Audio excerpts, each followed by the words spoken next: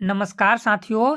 हमारे सभी अतिथि शिक्षक साथियों के मन में एक सवाल है कि क्या वे अपने पुराने स्कूल में यथावत रहेंगे, यानी कि नए सत्र 2025-26 में अपने अपने पुराने स्कूल में यथावत रहेंगे कि नहीं।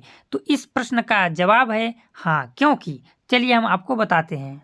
देखिए, वर्ष 2018 में 11/10/2018 को माननीय हाई कोर्ट के द्वारा यह आदेश पारित किया गया था कि यदि किसी स्कूल में पद रिक्त है और वहाँ पे पुराने अतिथि शिक्षक कार्यरत हैं तो उन अतिथि शिक्षकों को अगले वर्ष के लिए प्राथमिकता दिया जाएगा। यानी कि हाई कोर्ट ने यह स्पष्ट आदेश दिया था सरकार को कि आप किसी अतिथि शिक्षक को हटा करके नया अतिथि शिक्षक नहीं रख सकते हैं और किसी अतिथि विद्वान को हटा करके उसके स्थान पर नया अतिथि विद्वान नहीं रख सकते हैं, क्योंकि उस अतिथि शिक्षक और अतिथि विद्वान के स्थान पर कोई रेगुलर टीचर या रेगुलर प्रोफेसर ही आ सकता है। ठीक ना, ये हाई कोर्ट के द्वारा स्पष्ट सरकार को आदेश दिया गया था। ठीक है, जैसा कि आप लोग देख सकते हैं यहाँ पे इस आदेश को मेंशन किया गया है।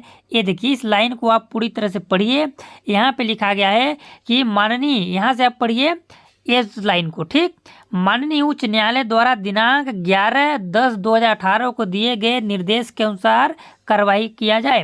ठीक न, इस निर्देश में यही स्पष्ट लिखा गया था कि यदि स्कूल में पद रिक्त है और पुराना अतिथि शिक्षक कार्यरत है तो उसको अगले जो शैक्षिक सत्र होगा यानी अगले सत्र में उस अतिथि शिक्षक को ही रखा जाएगा। यदि वो अतिथि शिक्षक अपने इच्छा अनुसार नहीं रहता है तो उसे लिखित सहमति लेने के बाद भी कोई नया अतिथि शिक्षक को रखा जाएगा।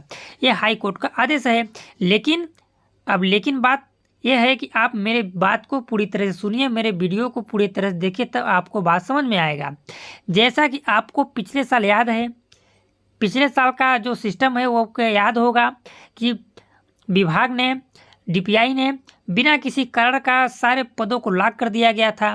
ठीक ना, किसी स्कूल में कोई पद ही नहीं शो हो रहे थे। ठीक ना, इस प्रकार की सारी समस्याओं का सामना करना पड़ता है, क्योंकि जो डीपीआई के अधिकारी कर्मचारी बैठे होते हैं उतने लापरवाह होते हैं कि समय पर कार्य नहीं पूरा करते हैं। कभी पोर्टल चेंज करते हैं, उसमें डाटा को चेंज नहीं करते हैं। अब देखिए, इस बार क्या हुआ है कि नया पोर्टल आया है, एजुकेशन पोर्टल 3.0। अब हमारा जो पुराना पोर्टल था GFMS पोर्टल, अब ये सिस्टम है कि नया पोर्टल में हमारा पुराना पोर्टल का डाटा शिफ्ट हुआ है कि नहीं हुआ है। कहीं इस साल भी तो हम लोगों को ऐसा दिक्कतों का सामना नहीं करना पड़ेगा जिस प्रकार पिछले सत्र में हम लोग कितने परेशान हुए थे, क्योंकि 17 अगस्त तक में तो मेरी ज्वाइनिंग खुद हो पाई थी। ठीक है, तो इस प्रकार की समस्या का सामना करना पड़ सकता है, आम बात है, क्योंकि ये चीज़ इतना आसान नहीं है। क्योंकि नया पोर्टल है, भी लॉन्च हुआ है एजुकेशन पोर्टल 3.0।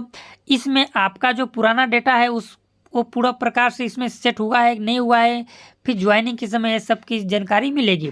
ठीक है, तो अभी तक यही जानकारी है कि आप यदि पुराने हैं तो यथावत ही रहेंगे, अगर कोई टेक्निकल दिक्कत नहीं है तो। यदि टेक्निकल दिक्कत होगा तो फिर उस समय बताएगा कि आप रहेंगे कि नहीं रहेंगे। क्योंकि देखिए, इसका कोई सलूशन ही नहीं है, ना तो इसका कोई नियम है, ना कोई आदेश है। ठीक, क्योंकि इनका मनमानी भी चलता है, कभी पद को ब्लॉक कर देंगे, कभी कह देंगे कि ये हो रहा है, कभी कह देंगे वो हो रहा है। ठीक ना, ये सब क्लियर जानकारी यही रहेगी कि जब आपका आदेश आ जाएगा, जब आपकी ऑनलाइन ज्वाइनिंग होने लगेगी या फिर आपकी ऑनलाइन ज्वाइनिंग हो जाएगी, तभी आप मानिए कि हम यथावत हैं।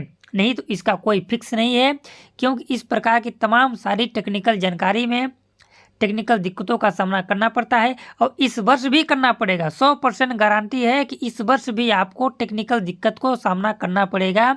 ये कहने के लिए बताया जा रहा है कि 15 जून तक में आपका ज्वाइनिंग हो जाएगा, लेकिन वो संभव नहीं है।